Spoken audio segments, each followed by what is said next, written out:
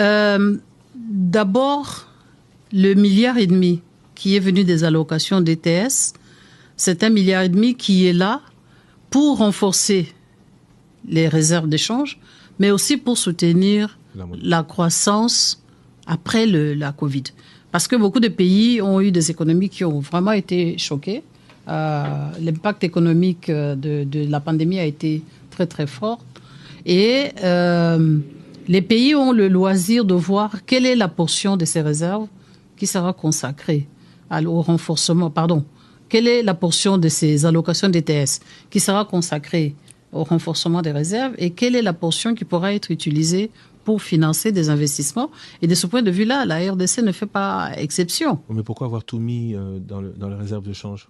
Tout est mis dans la réserve d'échange. On peut dire que c'est une question de comptabilité en quelque sorte. C'est-à-dire que les ressources arrivent, sont disponibles au niveau de la RDC, comme les autres pays.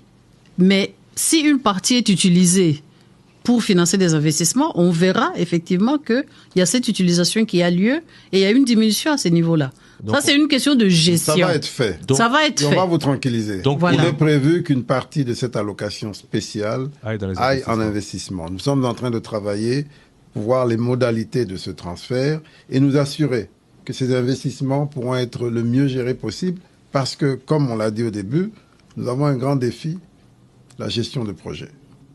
C'est une grande faiblesse que nous avons et donc nous devons y aller mollo, être sûr que là où nous mettrons l'argent, nous aurons l'impact. Aujourd'hui, nous avons de l'argent. Nous sommes en train de mettre en œuvre le programme des 145 territoires.